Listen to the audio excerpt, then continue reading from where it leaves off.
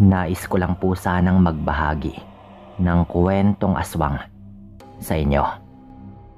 Tawagin na lamang po ninyo ako sa pangalang Mila.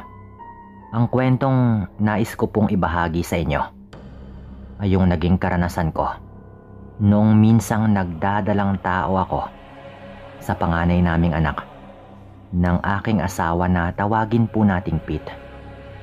Nakatira po kami sa isang liblib na baryo sa probinsya ng Samar. Nangyari po ito noong nasa kalagitnaan ng taong 1997. Simula pa lang pagkabata, naniniwala na ako sa aswang. Subalit, magkaiba kami ng aking asawa. Siya naman po kasi ay hindi man lang naniniwala sa mga masasamang elemento na siyang nakikisalamuha sa atin. Ayon sa kanya, maniniwala lamang daw siya kung makakita na rin siya ng ganong nilalang. Hindi naman namin siya mapipilit dahil laking syudad po ito. Yun nga lang, palagi akong nababahala noon simula nang magdalang tao ako sa aming panganay na anak. Isang umaga, nadatnan ko po yung asawa ko na merong kausap na isang matandang lalaki sa may labas ng aming bakuran. Dahil hindi ko kilala yon, tinititigan ko lamang po yun ng maigi. Sino kaya yung kausap ng asawa ko? Milagrong nakipag-usap siya sa dayo ah. Tanong ko pa nga po noon sa aking sarili. Nakita kong panay po yung paglinga-linga ng matanda at nang tumapat po yung kanyang mga mata sa aming silid, napahawak po ako sa aking tiyan. Ramdam ko po kasi yung pagsipa ng sanggol na nasa loob ng aking sinapupunan. Naisip ko noon na baka nagkataon lang yon, kaya hindi ko na lamang pinansin pa at tinaplos ko na lamang yung tiyan ko. Lalabas sana ako at saka pupuntahan yung asawa ko. Pero nakita kong dali-daling lumalapit yung aking ama sa aking asawa. Pagkakita naman ng matandang lalaki kay tatay, dali-dali po yung umalis na parang merong kung anong iniiwasan. Lumapit po yung tatay ko sa asawa ko at saka nagkwentuhan po silang dalawa. Ilang sandali pa, bumalik na po sila sa bahay namin, kaya sumalubong po ako sa kanila. Pagdating ko sa may tapat nila, agad nga akong nagtanong kung sino yung kanyang kausap. Subalit napailing na lamang po ito. Sinabi niya sa aking hindi niya rin kilala yung matanda at nakipag-usap lang daw siya roon dahil nagtanong kung meron daw ba kaming hinog na langka. Pagkatapos namang sabihin ng aking asawa yung mga katagang yon, nakita kong napailing yung aking ama. Nakaramdam ako ng kilabot. Naisip kong baka kagagawan ng matandang yon yung paggalaw ng nasa sinapupunan ko at saka paninigas ng aking tiyan. Sino ba yung matandang yon? Usisa ako naman sa aking ama dahil mukhang kilala po nito. Napabuntong hininga naman yung aking ama nang marinig nito yung aking tanong. Nakita kong nag-alangan po ito, pero nang makita niyang naghihintay ako ng kanyang sagot, sumagot naman po ito sa tanong ko. Aswang daw yun eh, at madalas na pag-gala-gala. Hindi ko nga lang alam kung bakit siya napunta rito sa atin. Nako, magdoble ingat kayo. Baka bumalik yon at mataong wala kami rito. Wika pa ng tatay ko. Napatango naman ako sa kanya at napakapit na lang sa asawa ko. Pinagsabihan siya ng tatay ko na huwag basta-bastang makikipag-usap sa mga dayo dahil baka makurso na dahan nila ako at yung sanggol na dinadala ko. Ginagabihan, sa hindi ko malamang dahilan ay hindi po ako makatulog. Sobrang malinsangan yung paligid at para bang naging iritable po ako noon. Naisipan ko noon na pumunta sa kusina at nang makainom ng tubig. Pagkabangon ko, bigla akong natigilan nang may marinig akong kumukot-kot sa dingding na malapit sa aking hinihigaan. Napalunok po ako noon ng aking laway at napako yung tingin ko sa dingding na iyon. Ilang sandali pa, narinig ko po yung ingay sa labas na para bang merong pusa na nag-aaway. Habang nag-iingay ang kung anumang naroon, ramdam ko yung pananakit ng tiyan ko. At sa kadahilanan yon, tinawag ko yung asawa ko. "Pete, sobrang sakit ng tiyan ko." Sigaw ko pa nga po rito. Subalit parang mantika po siyang natutulog. Kaya pinuntahan ko nga po ito at sinubukang yugyugin. Pero hindi talaga ito nagigising. Walang ano-ano, nakita kong nakagawa na po ng siwang sa dingding. Yung kung anumang nilalang na kumukot-kot doon. Subalit dahil na rin sa kalumaan nun, ay medyo napapadali na yung paggawa ng butas doon ng nilalang. Dahil lumang-luma na rin talaga yon. Patuloy akong nakakarinig ng paghuni na para bang merong kasama pang huni ng pusa. Lalo lang akong nakaramdam ng kilabot nang makitang merong daliring nakapasok sa siwang ng dingding. Alam kong daliri po yun ng tao. Subalit, medyo mabalahibo po yun nung nakikita ko na rin po yung kamay. At mahaba po yung mga kuko. Doon ko na po napagtanto na baka aswang yung may gawa nun. Nagpupumilit po yung tuklapin yung dingding ng aming kwarto. At dahil po doon ay napasigaw ako. Wala akong pakialam noon kung magigising ba yung ibang tao dahil doon. "Tatay! Pete! Merong aswang!" Buong lakas ko pa pong naging pagsigaw. At dahil doon, nagising na rin nga po sa wakas yung asawa ko. Tinanong po niya ako kung ano nga bang nangyayari. Subalit hindi ko na po nagawa pang makasagot. Noong tuluyang masira ng nilalang yung aming dingding, pareho kaming napalingon doon ni Pete. At napamura siya nang tumambad sa amin yung isang nilalang na sobrang itim ng balat na nababalutan ng balahibo. Tao po yung kanyang itsura pero punong-puno ng balahibo. Kapansin-pansin rin yung kanyang mga mata na nagliliwanag sa dilim. Dali-daling bumangon yung aking asawa at napasigaw. "Kung anong nilalang ka man, lubayan mo na yung asawa ko.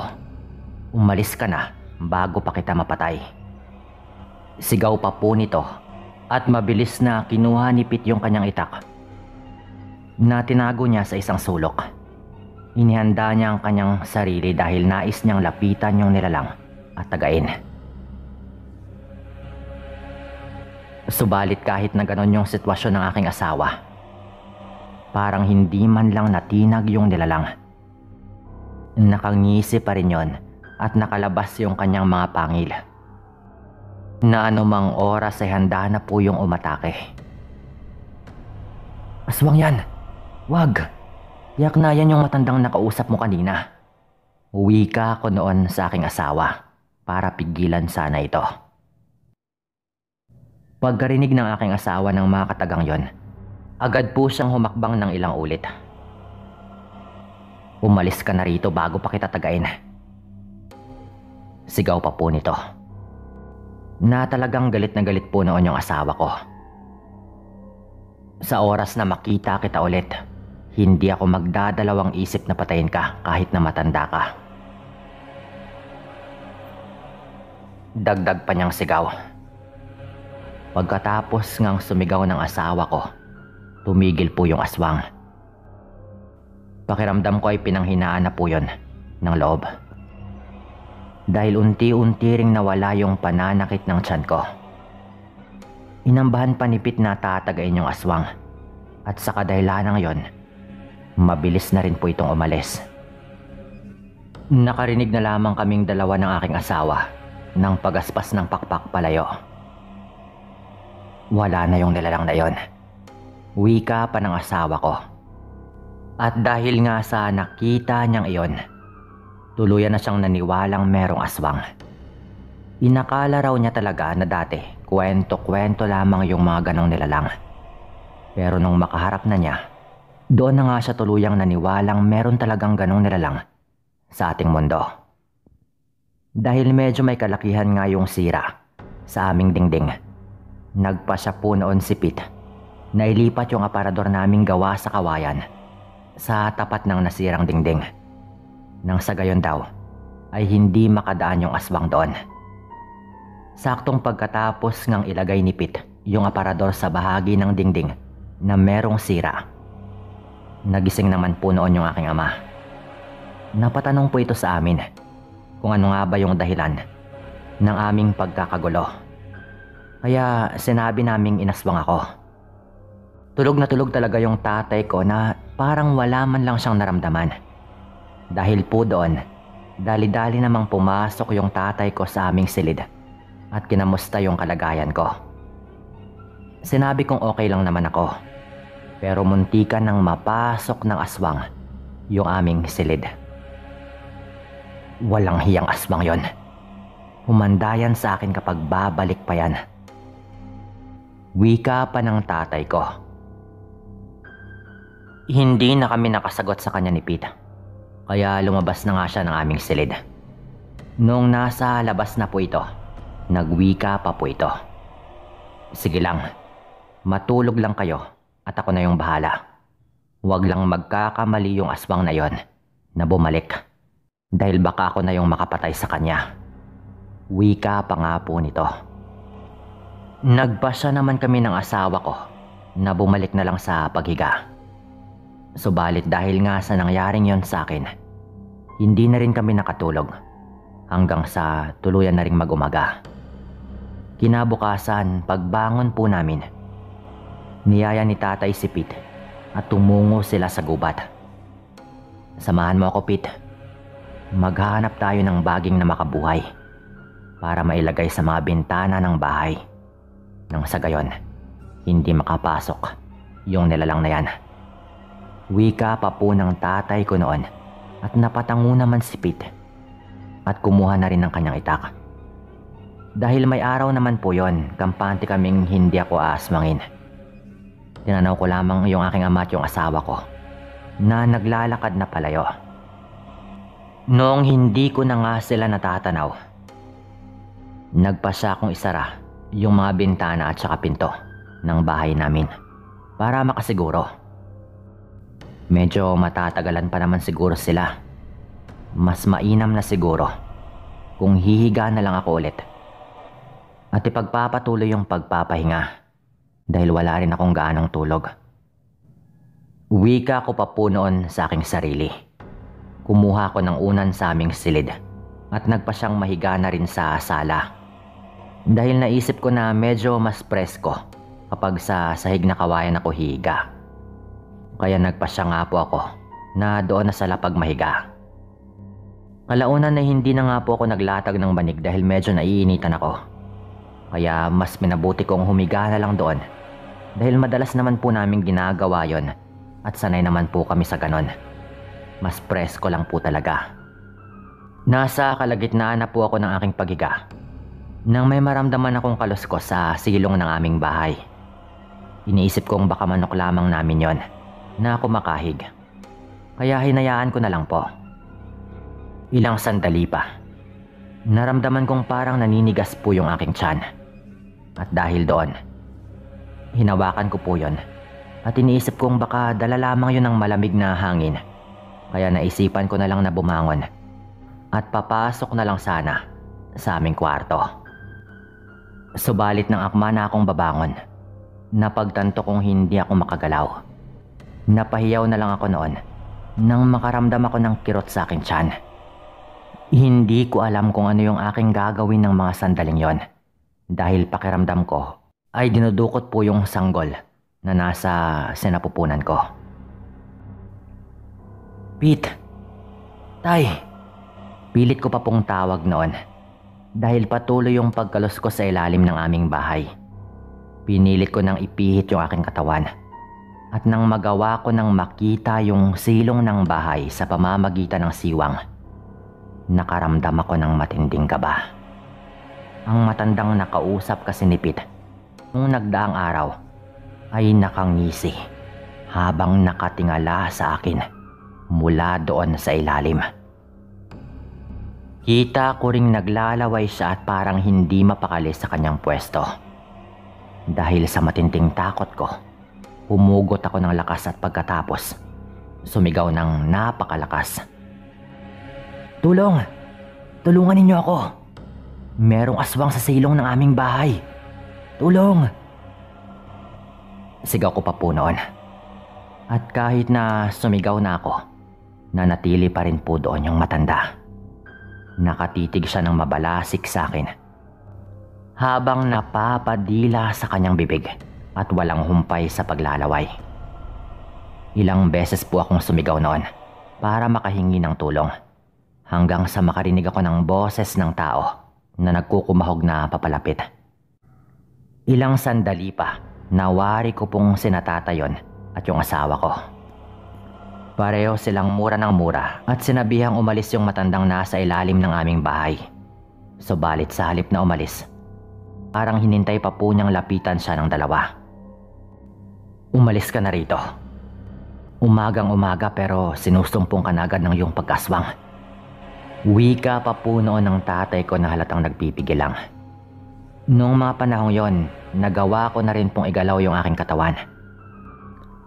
Hindi ko rin po alam kung bakit hindi talaga ako makagalaw nung una. Kaya nakabangon na nga po ako at lumapit sa bintana para dumungaw. Sakto naman noong pagkadungaw ko, lumabas po yung matandang nasa silong ng aming bahay. Akmang tatakbo na sana yon, pero mabilis po siyang hinambalos ng tatay ko ng baging ng makabuhay. Isang malakas na pag-aray yung kanyang sinigaw. At sa ilang pagkakataon ng paghambalos ng tatay ko, medyo ininda po yun ng matanda. Pangontra din daw kasi sa aswang yung baging ng makabuhay. "Hayop ka, wala ka nang pinipiling oras ah. Baka pag hindi ako makapigil at patayin kitang demonyo ka." Sigaw pa po noon ng tatay ko. Galit na galit po noon yung tatay ko.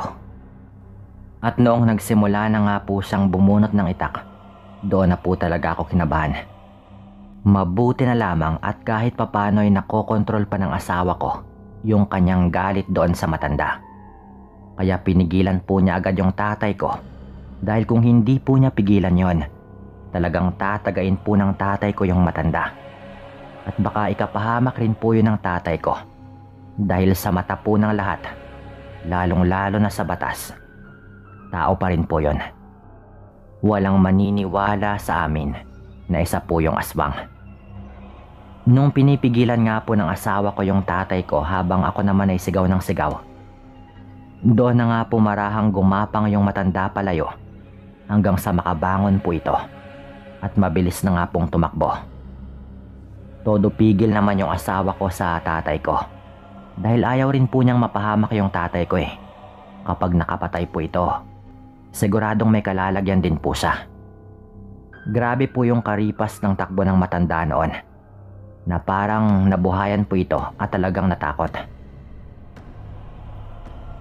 Hindi rin naman po kasi ito marahil makapagpalit ng anyo, dahil umagang umaga po yon, hindi po yon gabi.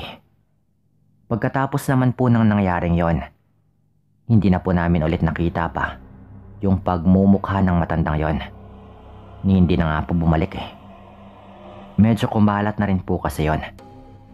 Simula po noon naging tahimik na po yung buhay namin. Pero hindi namin malilimutan yung nangyaring yon. Kahit magpahanggang ngayon, hindi ko pa rin malimutan yung nakakatakot na ngisi ng matandang yon. Dito ko na rin po tatapusin yung kwento at maraming salamat po.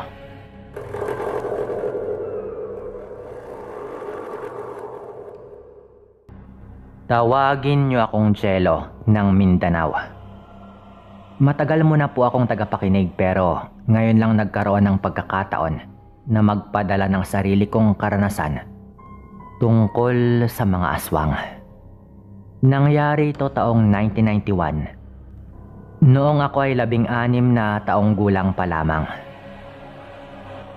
Hindi na ako nag-aral pagkatapos mag-high school dahil walang-wala talaga ang mga magulang ko. Gustuhin ko man ay hindi rin talaga pwede. Hindi kaya.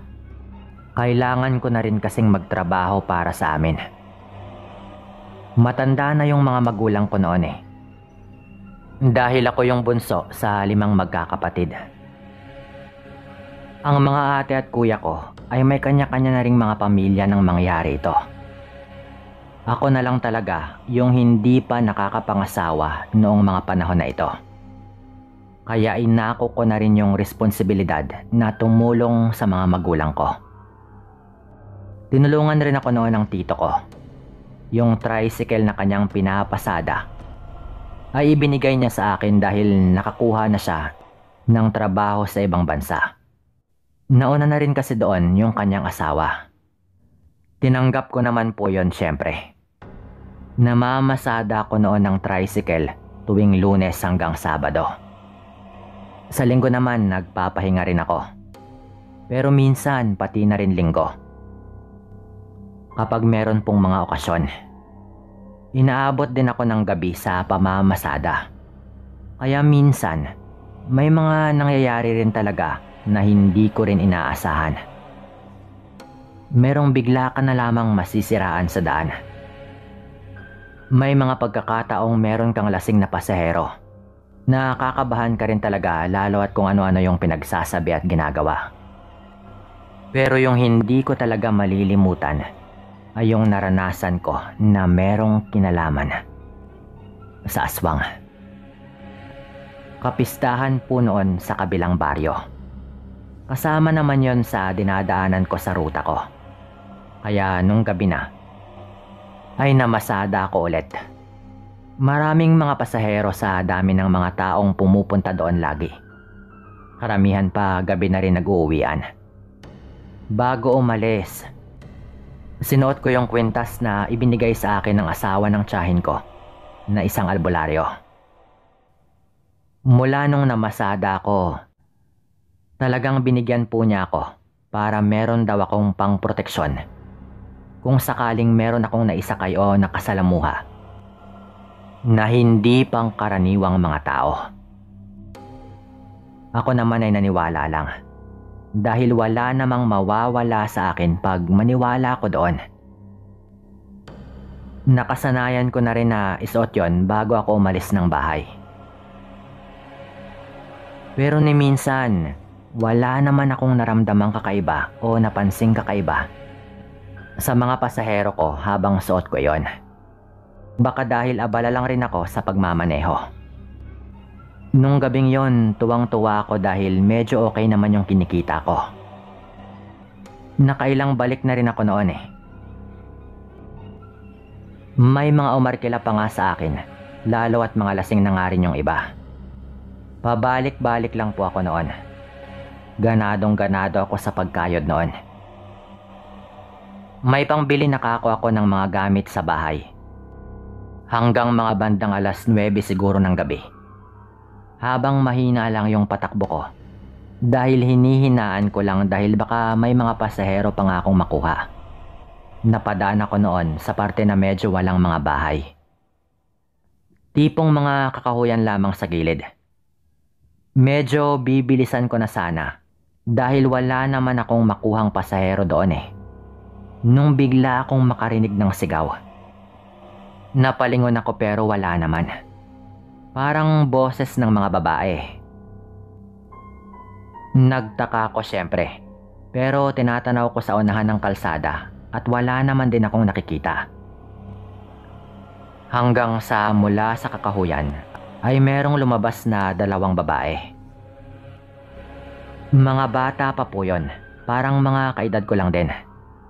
Napapreno pa nga ako agad eh, dahil sa unahan ko lang talaga sila biglang lumabas.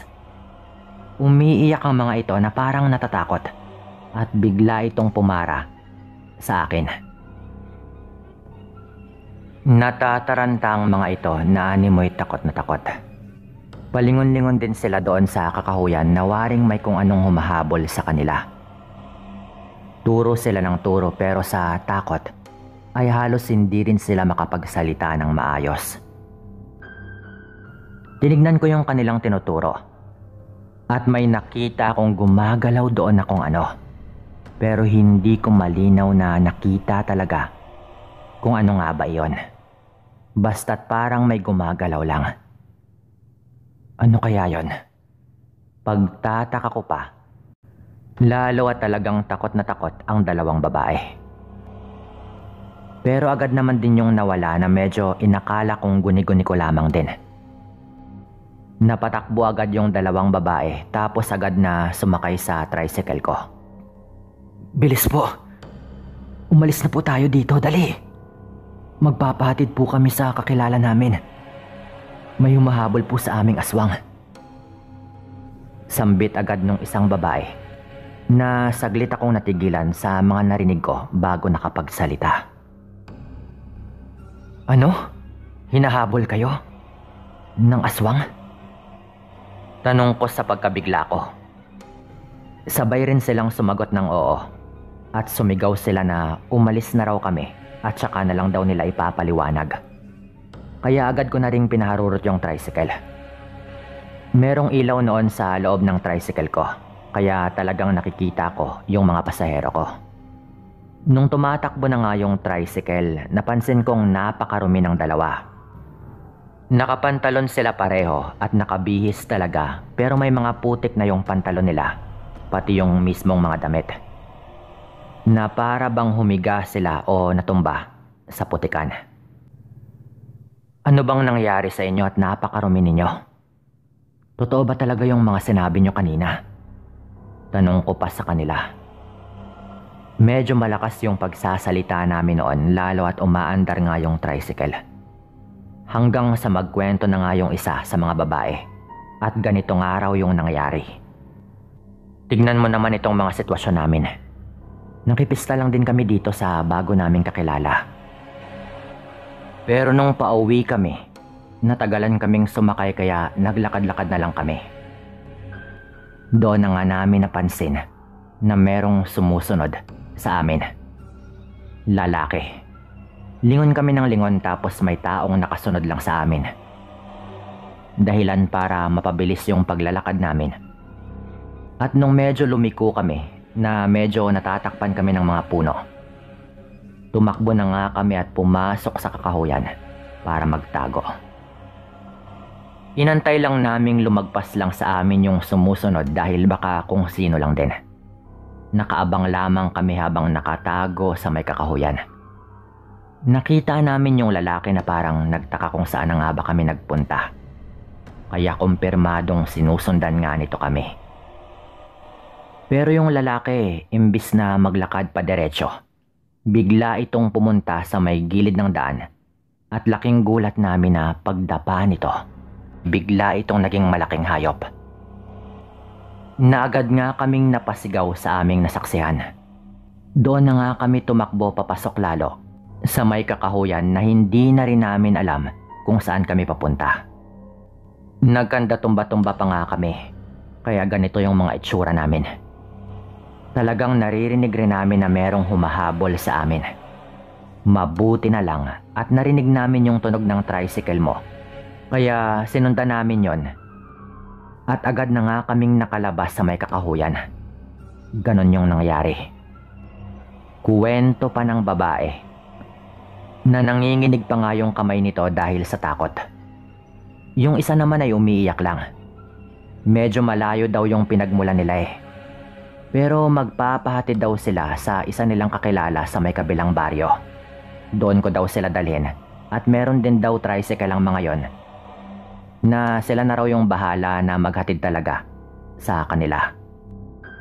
Tinuro lang nila sa akin yung daan at nakarating naman kami doon. Medyo malapit lang eh. Sa may bukana lang din ng baryong pinagmula namin.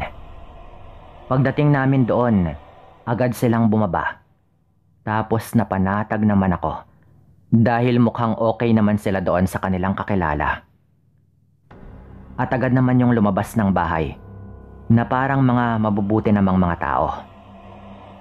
Nagulat din sila sa agad na mga kwento ng dalawa. Medyo tumigil pa ako noon dahil kasama nga rin ako sa mga nangyari.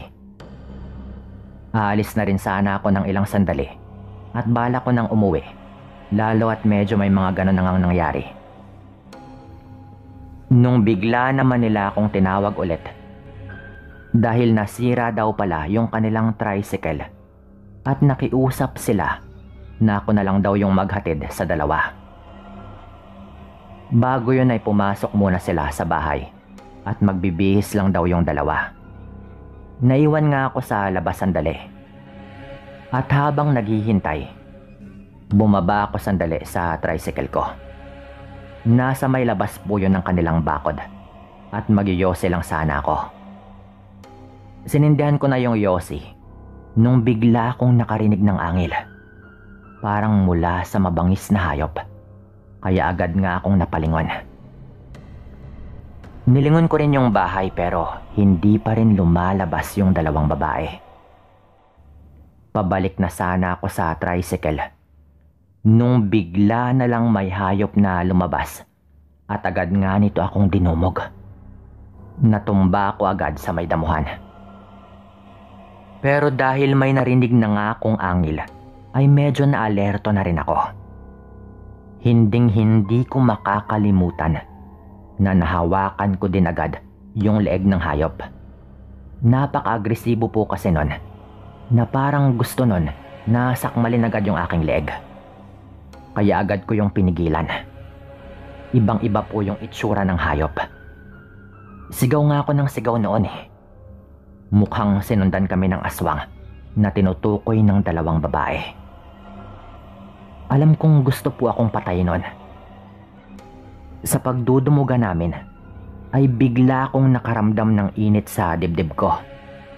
Doon ko na agad naalala yung proteksyon na kwintas na ibinigay sa akin ng albularyong asawa ng tiyahin ko.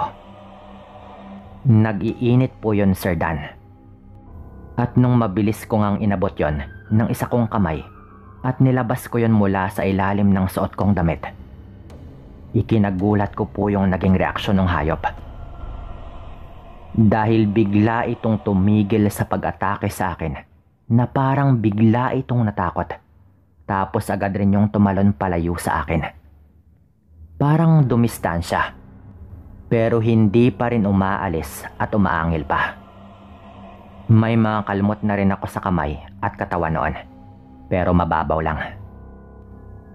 Iniikot-ikutan pa ako ng hayop, pero sumigaw ako ulit ng tulong dahil nakapagtatakang parang walang nakarinig sa akin sa mga una kong pagsigaw. Hindi ko rin alam kung kagagawan din ba yun ng aswang. Pero sa pagsigaw ko nga ulit, ay agad namang naglabasa na ang mga tao sa bahay.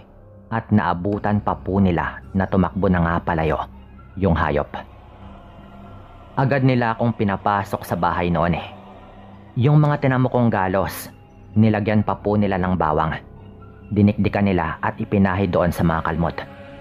Ang sabi nila, wala raw silang narinig nung una kong pagsigaw. Dahil nung puntong nakarinig na raw sila, ay agad na nga rin silang lumabas. Hindi naman po marami yung mga galos ko at mabababaw lang din. Ang sabi ng dalawang babae na isinakay ko nga sa tricycle, yun daw talaga ang hayop na kanila ring nakita.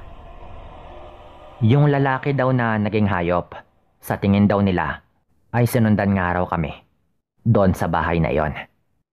Ganun nga raw talaga ang gawain ng mga aswang. Napagkasunduan po namin noon na doon na lang magpalipas ng gabi yung dalawang babae sa bahay ng kanilang kakilala. Delikado pa raw kung ihatid ko pa sila. Pumayag na rin ako. Lalo at wala akong ibang gusto noon kundi makauwi na rin. Medyo hindi na rin ako ganun katakot. Lalo at alam kong totoo talagang gumagana ang proteksyon na ibinigay sa akin. Nakita ko kung gaanong natakot yung aswang nung nilabas ko yun eh. Ilang sandali pa po, hindi na rin ako nag-aksaya pa ng oras at nagpaalam na nga akong umuwi.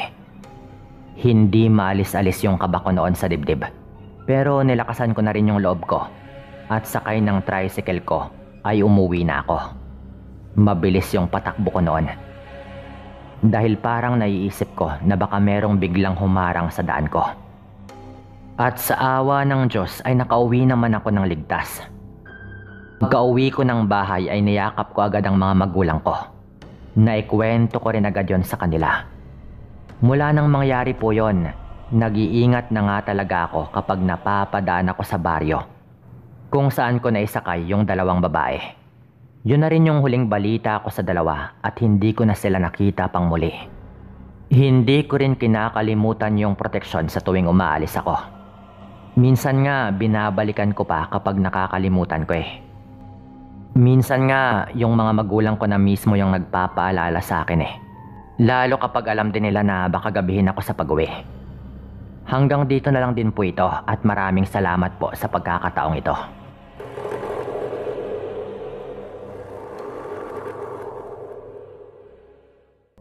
Magandang araw, Sir Dan. At sa lahat ng nakikinig sa inyong channel. Tawagin na lamang ninyo ako sa pangalang Dodong. Nakatira dito sa lalawigan ng Negros. Hindi ko nababanggitin pa kung Oriental o Occidental, basta't nasa Negros. Simula nung magpandemya, nahilig na akong makinig ng mga kwentong katatakutan. Dahil isa ako sa nawalan ng trabaho ng mga panahong yon.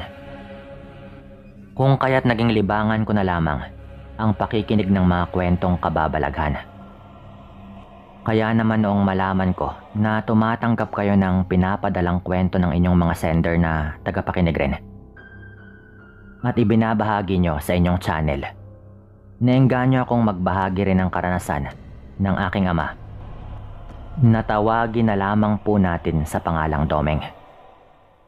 Siya nga pala, Sir Dan, ibabahagi ko po ito sa inyo sa pamamaraan na tila ba ang aking ama ang nagkukwento sa inyo, nang sa gayon ay hindi maguluhan at mahirapang intindihin ng mga masugid po ninyong tagapakinig. Hindi kasi ako masyadong maalam pagdating sa pagsusulat ng kwento. Kaya naman kayo na po yung bahalang umintindi. Simulan na po natin yung kwento. Bata pa lamang ako ay namulat na ako sa hirap ng buhay namin. At ang tanging hanap buhay lamang ng aking ama ay maglako ng isda, karne at mga gulay. Kaya naman gamit yung kariton, minsan ay sumasama ako sa aking ama at tumutulong magtulak habang sinisigaw yung nilalako naming paninda. Ang kadalasang pinupuntahan namin ng aking ama ay yung mga kasulok-sulukang sityo o purok, sa kadahilan ng kakaunti lamang ang bibili sa amin kapag nasa bungad kami maglalako. Sapagkat bago pa man kami makarating ay may mga nakamotor nang nagbebenta ng mga karnet isda at iba pang mga paninda. Kaya yun po yung punteriya ng aking ama, dahil bibihira lamang mapupuntahan ng mga nakamotor na maglalako. Dekada 70 nang maranasan ko ito at nasa edad na 15 anyos pa lamang ako. 5 kaming magkakapatid at ako nga yung panganay, kaya naman ako palagi yung kasakasama ng aking ama saan man ito magtungo. Isang araw, matapos kong ayusin ang mga ilalako naming paninda ng aking ama, tinanong niya ako kung lahat ba ng paninda ay nailagay ko na sa kariton. Opo, tay. Nailagay ko na lahat. Wala nang problema. Tugon ko pa. Ano pang tinutunganga mo dyan? Kilos na, Domeng. Magbihis ka na para makapaglako na tayo at makabenta ng ating mga paninda. Utos pa sa akin ng aking ama. Nang marinig ko yung utos niya, nagmadali na akong pumasok sa kwarto at nagbihis na nga ng maayos na damit. Pagkatapos ay nagpaalam na rin sa aking ina na maglalako na kami ng paninda ni Itay. Matapos kong makapagpaalam, ay agaran na rin kaming umalis ng aking ama at nagsimula ng maglako habang tulak-tulak ko yung kariton. Samantalang yung aking ama naman ay panayong pag-alok ng mga paninda namin sa bawat mga taong dumaraan. Makalipas nga yung ilang oras ng aming paglalako ay kakaunti pa lamang ang aming nabenta. Bakit kaya napakatumal ngayong araw, anak? Kanina pa tayong naglalako pero kakaunti pa lamang ang nabawas sa ating mga paninda. Narinig kong wika ng aking ama. Sinabi ko naman sa kanya na baka nagkataon lamang na walang pera yung mga tao sa sityong aming nadaanan. Bakit ka ako hindi namin subukang magtungo pa sa iba? At sumang-ayon naman yung tatay ko sa aking sinabi. At ang sabi nito ay puntahan na lamang raw namin yung karatig na purok na hindi pinupuntahan ng ibang maglalako. Malamang daw ay maraming bibili sa kanyang tinutukoy dahil wala namang pumupunta doon. Hindi ba't mahigpit tayong pinagbabawalan ni inay na huwag magawi sa purok na yon? Di ba tay? Baka mamaya kapag nalaman to ni inay na nagpunta tayo roon, mapagalitan pa po tayo. Wika ko pa nga kay tatay.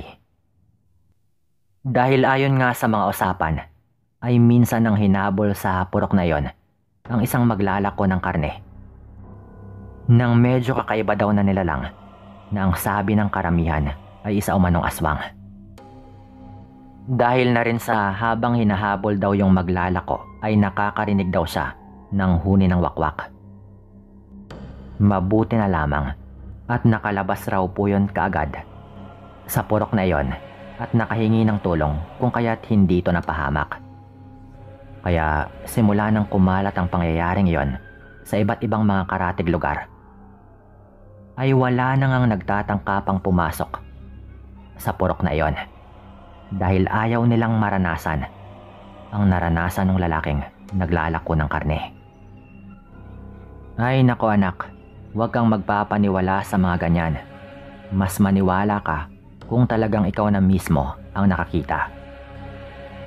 Pero yung mga sinabi nilang hinabol ng wakwak, yung maglalako ng karne, huwag kang maniwala roon.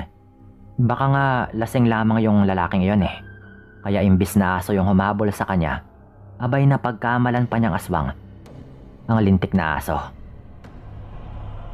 Medyo sarkastiko pang wika ng aking ama. Sige po itay, kayo po yung bahala. Alam niyo naman po siguro kung saan ninyo gustong maglako ng paninda. Kaya ako naman po ay susunod lamang. Tugon ko naman sa aking ama. Kaagad na nga kaming naglakad patungo sa karatig purok. At habang naglalakad kami ay may nakasalubong kaming matandang babae. Nagtatanong ito kung ano ang nilalako namin at saan kami patungo. Mga karne at isda po. Bibili po ba kayo, manang? Tanong pa ng aking ama sa matanda. Sumilip naman yung matanda sa aming mga paninda na nakabalot nga ng supot. At nagwikang bibili umano siya. Kaya naman yumuko na ang aking ama at kinuha yung tinuturong bilhin ng matanda. Matapos ngang bigyan ng aking ama, ay nagtanong pang muli yung matanda kung saan kami pupunta. Sinabi naman ng aking ama na sa karatig purok lang. Doon umano kami maglalako at magbabaka sakali lamang na merong bibili ng aming paninda. Ah, ganoon ba? Abay tamang-tama, taga roon rin ako eh. Sasamahan ko na kayo. Batid kong magugustuhan ng mga kapitbahay ko ang karning inyong nilalako. Nakangisip ang wika ng matanda. Kahit nasa murang edad pa ako ng mga panahong iyon, ay nakaramdam ako ng kilabot sa katawan. Lalo na nga nung nasipat ko. Yung mga mata ng matanda na para bang bigla-bigla na lang nag-iiba habang nakayuko yung aking ama at kinukuha ang karning binili ng matanda. Nasilayan ko rin yung kanyang pagtatakam sa karne. Nakatutok doon yung kanyang paningin na parang kulang na lang ay kainin na po niya yon kahit hindi pa yon luto. Subalit sa isang kurap lamang ng aking mata ay agara namang bumalik sa normal yung kanyang mga mata. At ilang ulit pa nga po akong kumurap na nagbabaka sakaling masalayan ko pong muli yung kakaibang anyo ng kanyang mata. Ngunit hindi ko na po muli yun nakita. Na tila bang namamalikmata lamang ako kanina. Pagkaabot nga ni tatay ng supot at nagwika siyang baka may iba pang pupuntahan ng matanda. Sinabi naman itong wala. Dahil ang sadya daw talaga nito kaya napalabas siya ng kanilang purok ay para bumili rin ng kanilang mauulam sa hapunan. Pero nagkataon nga na nakasalubong nito kami. Sinabi pa nito na sumunod na lang daw kami sa kanya dahil natitiyak raw nitong marami ang bibili sa aming mga paninda. Panigurado umanong mauubos ang lahat ng aming nilalako. Siyempre, natuwa naman kami ng tatay ko sa aming narinig. Dahil sa wakas ay makakauwi na rin kami kapag nagawa nga naming mapaubos yon. Mga lagpas 5:00 na rin po kasi ng hapon yun at kailangan na rin naming mapaubos ang aming paninda. Makalipas lamang po yung ilang sandaling paglalakad ay nakarating na nga kami sa nasabing purok. Habang naglalakad kami, nakikita ko na tila ba kakagising lamang ng mga taong naninirahan roon. Sa kadahilan ng buhagag pa ang kanilang mga buhok at mahahalata mo talagang mga bagong gising pa lamang. Naglakad pa nga papasok yung matanda. Kaya sumunod naman kami at tinitignan-tignan lang namin yung bawat mga bahay na madadaanan. Napuna kung halos magkakaparehas ang mga bahay ng mga nakatira roon. Lahat kasi ng mga bubungan ay ari sa pawid at ang kanilang mga dingding ay kawayan. Nakataas din sa lupa ang mga sahig. At marami ring mga tanim na kawayan sa purok na yon. May mga naglalakihan pang puno ng mga kahoy na nagbibigay lilim sa mga kabahayan. Kung kaya't kahit mga 5:00 mahigit pa lang ng hapon ng mga oras na yon, ay parang mag-7 na ng gabi. Sapagkat habang naglalakad nga kami doon, ay padilim na ng padilim ang buong paligid. May nakikita naman kaming nakasindi ng mga lampara bilang ilaw ng mga kabahayan na aming nadadaanan. Nang mga oras po na iyon, hindi ko alam kung bakit bigla akong kinakabahan na talagang bumibilis yung tibok ng aking puso. Na para bang may hindi magandang mangyayari sa amin. Kaya naman, binulungan ko yung aking ama na bumalik na lamang kami sa aming pinanggalingan. Mukha naman kasing walang mga balak bumili yung mga taong naroroon. Paano ba naman nananatiling nakatitig lamang ang mga ito sa amin? Napakatalim pa ng kanilang mga tingin. Manang, dito na lamang po kami. Dito na po kami banda. Pwede nyo na po kaming iwan. Maraming salamat ho. Wika ng aking ama sa matanda na medyo nauutal-utal pa nga. Dahil nakita na rin kasi namin na dahan-dahang lumalapit sa aming kinatatayuan ang mga tao. Kaya nga lang, matalim pa rin ang kanilang mga titig. At kakaiba ang kanilang mga kinikilos na para bang nagpapahiwatig ng masama. Maya-maya pa, napansin kong huminto yung matanda sa paglalakad. Subalit hindi ito umiimik. At dahil sa nakatalikod ito, ay hindi ko na nakikita ang kanyang mukha. Nung akmang uulitin pa sanang magsalita ni Itay, nang bigla na lamang humarap sa amin yung matanda na nakamulagat na ang mga mata. Dahil sa pagkabigla, halos sabay pa kaming napasigaw ni Itay sapagkat nakakapanghilakbot talagang tignan ang wangis ng matanda. Nakabuka po yung kanyang bunganga at napakalaki. Ganon din yung kanyang mga mata na parang nagbabaga na. Walang humpay rin yung pagtulo ng kanyang mga laway patungo sa kanyang dibdib. At umaalingasaw ang napakabahong amoy na para bang amoy ng panis na laman o kaya ay amoy ng nabubulok na dugo. Malakas na napamura yung aking ama At mabilis po niya akong hinawakan ng kamay. Sabay hatak at kumaripas na nga kami ng takbo, pabalik. Tay, sandali lang. Yung paninda natin. Wika ko pa sa aking ama habang kami ay tumatakbo.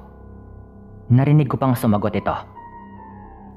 Nawag ko na raw yon pansinin pa at tumakbo na lamang ako ng mabilis hanggat kaya pa. Magtatanong na sana ako sa kanya nang sa bigla na lamang kaming makarinig ng mga pag-angil. Yung tipong parang nag-aaway na mga hayop. Halos makaladkad na po ako noon ng aking ama dahil sa bilis ng kanyang pagtakbo. Bilisan mong tumakbo at huwag ka nang lumingon pa. Gigil na sigaw ng aking ama nang mapansin niyang akmang lilingon pa sana ako. Nakarinig kasi ako ng mga yabag ng paa habang parang meron din humahabol sa amin. At dahil nga sa murang edad ko at kagustuhang malaman kung anong nangyayari sa aming likuran, hindi na nga ako nag-atubili pa na lumingon. At yun nga ang pinakapinagsisihan ko sa buong buhay ko. Kung nakinig lang sana ako sa aking ama ay hindi ko sana matutuklasan ang nakakarinding pangyayari. Sa kadahilanang sa aking paglingon ay kitang-kita kong pinag-aagawan ng mga taong nakita namin yung nilalakong karne. Naanimoy mga hayop na medyo kakaiba na rin ang kanilang mga anyo. Na para bang mga hayop na uhaw sa laman. Narinig ko pa nga silang nag-aangil habang nag-aagawan at nilalantakan ang hilaw na karne. Sobrang takot yung naramdaman ko kaya napaiyak na rin ako noon. Mura naman ang mura ang aking ama. At sinabihan nito ako na walang maitutulong sa akin ng pag-iyak. Bagkos, mas bilisan ko pa raw ang aking pagtakbo. Para makalabas na nga kami sa purok na iyon. Bilisan mong tumakbo. At baka mahabol na tayo. Muling sigaw pa ng aking ama. Mas lalo ko pang binilisan ang aking pagtakbo. At sa kamalas-malasan pa, napigtas pa nga yung aking tsinelas. At sinabi nga ni Itay na iwanan ko na raw yon para makatakbo ako ng mabilis. Kung kaya't iyon nga, yung aking ginawa kahit paika-ika na akong tumatakbo. Dahil sa mga natapakan kong mga nakausling bato. Sa paglipas naman ng ilang sandali, tuluyan na kaming nakalabas ng purok. Mabuti na nga lang at sa unahang bahagi ay may nakita kaming nagtutumpukang mga tao. Agaran na kaming lumapit at humingi ng tulong. Nang malaman naman ng mga taong nakatambay kung saan kami galing, ay tinulungan nga kami ng mga ito.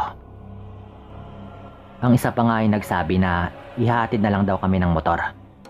Kaya agad naman kaming pumayag. Habang lulan nga kami ng motor at pinapaharurot ng tumulong sa amin, nagwika nga ito na maswerte pa daw kami at nakatakas pa kami sa purok na iyon. At yung mga paninda lang namin yung kanilang kinuha. At hindi naman talaga sila naging agresibo para habulin pa kami hanggang sa kabilang purok. Tinanong pa nga kami ng lalaki kung hindi ba raw namin nabalitaan ng aking ama ang mga usap-usapan tungkol sa purok na iyon. Dahil laganap na nga raw sa karatig ng mga lugar kung anong klaseng mga tao yung mga nakatira doon. Hindi naman umimik yung aking ama.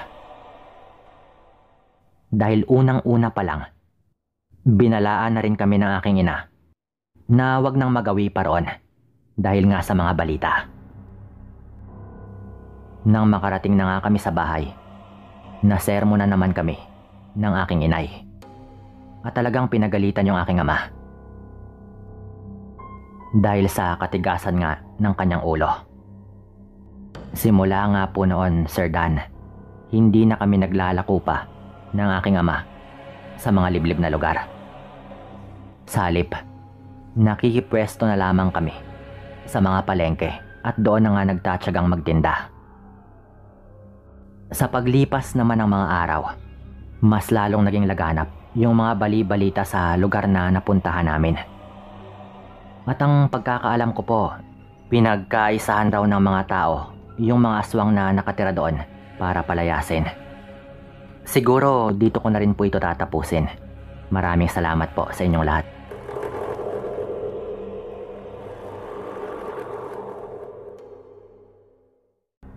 Magandang araw po sa inyo.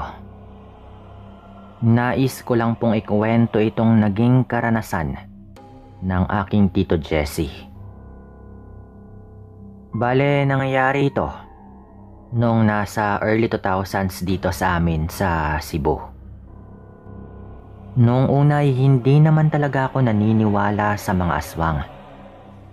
Ngunit nung magkwento nga itong si Tito patungkol sa kanyang naging karanasan, ay doon na nga ako tuluyang naniwala. Noong mga panahong yon, bata pa lamang sina Tito. Nakatira sila malapit sa ilog na kung saan sa tuwing nagkakaroon ng baha ay talagang umaapaw daw yung tubig doon. Dahil nga madalas silang bahain, gumawa yung kanilang mga magulang ng bahay na may mataas na haligi at nakaangat sa lupa. Ayon pa sa mga magulang ni Tito, ay mainam daw kapag ganoon para hindi sila madaling mapasok ng tubig at hindi rin sila magawang akyatin ng aswang. Hindi nga sila inakyat ng aswang sa kanilang bahay. Ngunit hindi pa rin sila nakaiwas sa presensya ng mga ito sa kanilang paligid. Nung nagsimula na kasing umagos yung tubig sa ilog, madalas raw nilang naririnig ang paghuni ng mga aswang, lalo na kapag sasapit na yung 12:00. Dahil napapadalas na nga yung pag-ulan noon, ay nagiging alerto na raw sina Tito. Nag-iimbak na sila ng mga panggatong para hindi maantala yung pagluluto nila kung sakali mang bumagyo. Paminsan-minsan, lumulusong sila sa ilog para makakuha daw ng kahoy panggatong na inaagos ng tubig mula sa ibang bahagi ng kanilang bayan. Isang dapit hapon, dahil walang tigil nga yung pag-ulan ng mga nakaraang araw, wala raw silang naipong panggatong para sa mga susunod pa na mga araw. Dahil nga doon, nagpasya si Tito na bumaba at tumungo doon sa ilog. Pagkababa niya sa kanilang bahay, agad niyang tinungo yung ilog para tansyahin yung tubig doon. Nung naroroon na nga siya, ay ganoon na lamang yung gulat niya dahil halos umapaw na naman sa ilog yung tubig.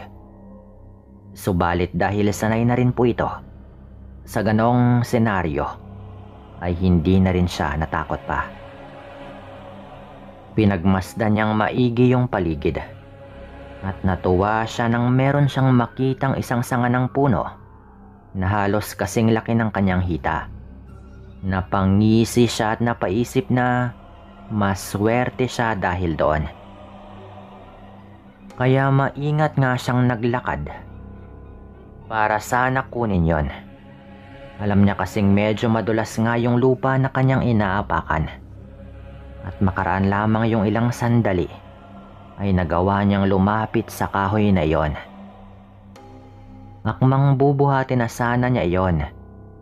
Subalit biglaan siyang natigilan nang may maaninag siya sa hindi kalayuan. Napakunot-noo siya dahil hindi niya alam kung ano nga ba iyon. Ngunit paglipas pa ng ilang sandali, napansin niyang gumagapang yun sa pangpang na parang naghahanap ng kanyang madadaanan. Dahil hindi pa naman tuluyang madilim yung paligid, ay nagawa niyang sipatin yon. Hindi niya alam kung anong nilalang yon. Pero kawangis ng aso yung buong katawan nito. At yung paraan daw nito ng paggalaw ay parang tao na nagdadahan-dahan habang gumagalaw ng payoko. Kinutuban siya ng hindi maganda noon. Kaya marahan siyang gumalaw para hindi siya nito mapansin. Kahit na binubuhat pa noon ni Tito yung nakuha niyang kahoy na panggatong, ay hindi niya pa rin iwinaglit ang kanyang paningin doon sa kanyang nakita. Dahil doon, sa hindi inaasahan ni Tito, ay bigla raw siyang nadulas. Napahiyaw siya nang hindi niya sadya at nakagawa ng ingay doon sa tubig. Muntika na siyang tangayin ng agos noon, at mabuti na nga lang at nagawa niyang makahagilap ng matibay na halaman na kanyang makakapitan.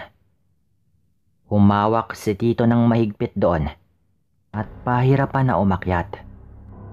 Nang tuluyan na nga siyang makaakyat, ay ganoon na lamang yung kanyang gulat. Pagkatitig ni Tito sa kahoy na siyang dadalhin niya pa uwi, ay naroon na nga sa tabi nito ang nilalang nakawangis ng aso. Iisang nilalang lamang daw yung naiisip niya noong mga sandaling yon. Walang iba kung hindi aswang nga yung nilalang na iyon. Dulot ng kanyang takot sa nasabing nilalang, agad nga itong napatras. Nang mga panahong yon, pansin niyang sumisinghot yon sa kanyang direksyon. Kita rin niya yung paglalaway ng aswang. Ramdam noon ni Tito na nasa panganib siya, kaya nagpasya nga siyang tumakbo na pauwi. Walang naging pakialam noon yung aking tiyuhin kung wala siyang dalang panggatong. Ang mas iniisip niya noon ay ang makaligtas sa aswang na naghahangad marahil na mabiktima siya. Habang tumatakbo pa uwi, hindi naiwasan ni Tito na makailang ulit na madulas. Bumabangon naman siya kaagad dahil naririnig niya ang mga yabag ng paa ng nilalang. Alam ni Tito na hinahabol nga siya ng aswang noon, kaya hindi ito tumigil hanggang sa makarating siya sa may tapat ng kanilang bahay. Nang naroroon na nga siya, ninais daw niya sanang sumigaw para tawagin ang kanyang mga magulang.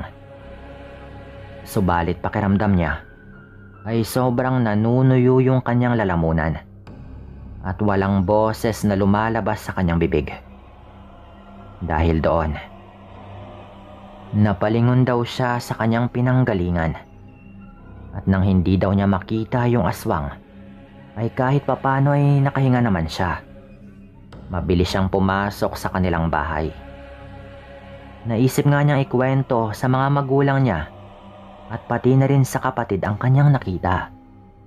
Pero naisip niyang baka sabihin lamang nilang nagdadahilan lamang siya para hindi siya makakuha ng kahoy panggatong. Bunsod nga ng isipin na iyon, sinabi na lamang ni Tito sa kanyang mga magulang na halos umapaw na nga yung tubig sa ilog. Kaya hindi na nga niya nagawa pang makakuha ng kahoy na pwedeng panggatong. Sinabi na lamang sa kanya ng kanyang ama na kinabukasan na lamang niya gawin yon, dahil tiyak daw niyang magiging mababaw na rin noon yung tubig sa ilog. Nanahimik na nga lang si Tito at hindi na ikuwento pa yung patungkol sa nasabing nilalang. Dahil wala nga siyang dalang panggatong, nagtiyaga na lamang yung nanay niya na magluto gamit yung mga tira nilang panggatong. Habang abala naman sila sa kusina, ay pumasok nga si Tito sa kanyang kwarto. Nung naroroon na siya sa kanyang silid, ay napaisip siya kung totoo nga ba ang kanyang nakita. o baka isang guni-guni lamang. Dahil doon, naging panay yung kanyang pagsilip sa labas ng kanilang bahay. Dahil naisip niyang baka sinundan siya ng aswang na iyon at nakaantabay lamang yun sa paligid para maghanap ng tamang tiyempo para sila ipasukin. Lumipas nga yung higit kumulang 1 oras noon ay tinawag siya ng kanyang mga magulang para kumain. Lumabas naman daw si Tito sa kanyang kwarto at habang kumakain sila noon ay nagsimula raw na bumuhos yung malakas na ulan. Bunsod noon, nagmadali silang tapusin yung kanilang paghahapunan. Alam kasi nilang kapag kaganoon ay madalas na nagba-brown out sa kanilang lugar. Hindi nga sila nagkamali noon. At papatapos pa lang daw sila ng kanilang pagkain ay biglaang namatay yung ilaw. Wala na silang nagawa noon kung hindi yung tapusin na lamang yung pagkain nila. At noong magawa na nga nila yon, ay agad raw na nagpaalam si Tito na papasok na ng kanyang kwarto. Pagkapasok nga niya ay sinubukan niyang matulog. Subalit kahit na anong gawin daw nito ay hindi nga siya nakakatulog. Dahil doon, naisipan na lang niyang sumandal na muna sa kanilang dingding at pakinggan yung lagatik ng ulan sa kanilang bubungan. Kasabay nun ay nagmatsyag na rin daw si Tito dahil baka umapaw na naman yung tubig sa ilog. Nasa kalagitnaan siya ng kanyang pagmamatsyag noon nang may maulinigan siyang sigaw sa may labas ng bahay. Naisip niyang baka isa yon sa mga kakilala nila at patungo yon sa kanilang bahay. Dahil doon, sinubukan nga nitong sumilip sa may siwang pero wala siyang nakita doon sa labas. Kaya tumayo nga raw siya noon.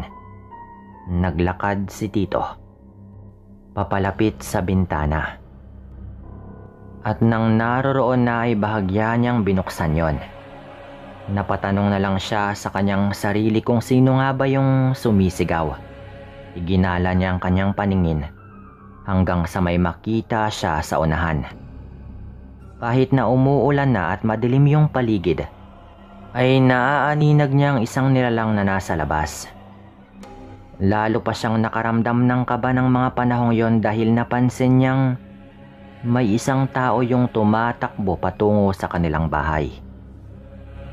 Subalit sa isang pagkisap ng kanyang mga matay na dulasyon, babangon pa sana siya subalit mabilis siyang nilundagan ng nilalang. Sigaw ng sigaw ang nasabing lalaki para manghingi ng tulong. Pero kalaunan ng sigaw niya ay naging mahinang ungol na lamang. Lumakas yung kabog ng kanyang puso at kaagad daw na pumasok sa isipan ni Tito na aswang yung nilalang na iyon. Hindi niya alam kung ano yung kanyang gagawin. Ninais niyang lumabas ng mga panahong yon para tulungan yung lalaki. Pero naisip niyang siya naman yung malalagay sa panganib kapag kaganoon. Dahil doon, nanatili siya sa kanyang pwesto. Bahagya niya pang isinara ang bintana nang sa gayon ay hindi malaman ng nilalang na nakasilip siya roon. Tuluyan na sanang isasara ni Tito yung bintana, pero nakarinig siya ng sigaw at pati na rin ang iyak ng isang batang babae. Sa pagkakatansya niya ay nasa edad na 7 hanggang 10 taong gulang yung kanyang naririnig. Nang mga panahong yon, ang takot na kanyang nararamdaman ay napalitan ng awa. Kahit na hindi siya sigurado sa kanyang gagawin, mabilis raw siyang bumaba sa kanilang bahay. Wala siyang ibang dinala noon maliban sa isang dibateryang flashlight. At ganoon na lamang yung kanyang pag-iingat doon dahil alam niya na malaki yung posibilidad na masira yon dahil sa pag-ulan. Inilawan niya ang bahagi kung saan niya naaninag na may tumakbo at hindi nga siya nagkamali dahil may isang batang babae nga na tumatakbo na parang may kung anong kinatatakutan. Dahil doon, sinigawan siya ni Tito at sinabihang tumungo sa kanyang direksyon. Sinunod naman daw ng bata yung kanyang sinigaw, kaya sinalubong siya ng aking tiyuhin. Pagkalapit niya kay Tito ay agad siyang napaiyak. Paulit-ulit niyang sinasabi na tulungan siya dahil hinahabol daw sila ng aswang. Nagimbal pa si Tito noon nang malaman niyang tama ang kanyang hinala.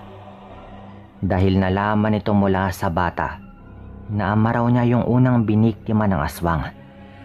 Ayon pa sa bata, sinabihan siya ng kanyang ama na tumakas na dahil baka siya nga yung isunod ng aswang na iyon.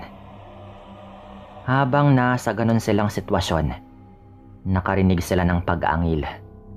Iginala ni Tito yung liwanag ng kanyang ilaw at nakaramdam siya ng takot nang makitang nakatayo sa hindi kalayuan yung aswang na iyon habang nakatitig ng mabalasik sa kanila.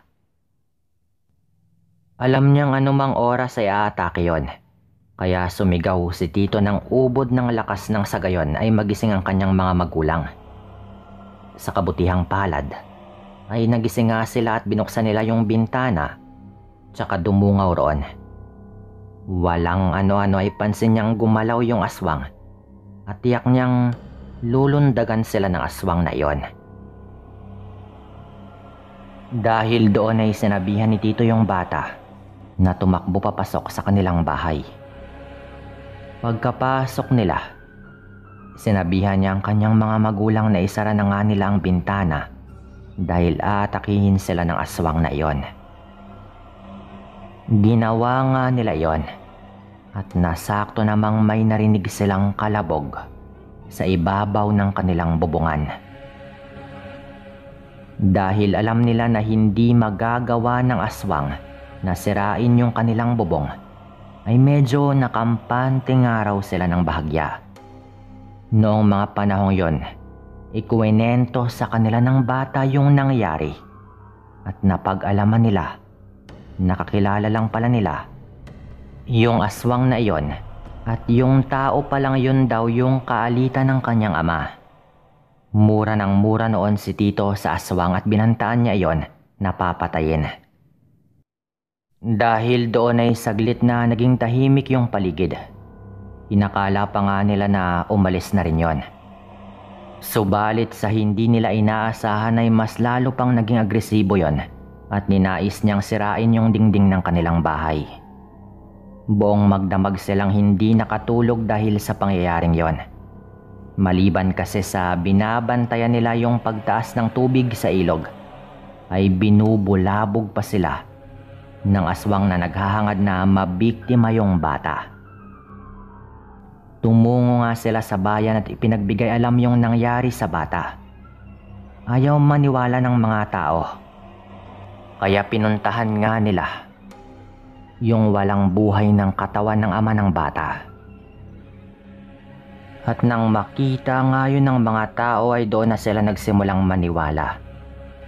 Nagdesisyon na rin daw sila noon na ihatid na yung bata sa kanyang ina. At nalaman nila na maging yung ali ay pinupuntirya rin pala ng aswang. Nagawa lang niyang matsyempohan yung bata at yung ama nito dahil tumungo raw yung dalawa sa kaarawan ng kakilala nila. Talagang malaki daw yung galit ng kanilang pinaghinalaang aswang sa kanilang pamilya. Dahil doon, nagsuwisyo na lamang si Tito na magpagawa sila ng pangontra ng sa gayon ay lumayo na nga yung aswang sa kanila. Nanlumo daw talaga noon yung ginang at yung kanyang anak sa nangyari doon sa lalaking naging biktima.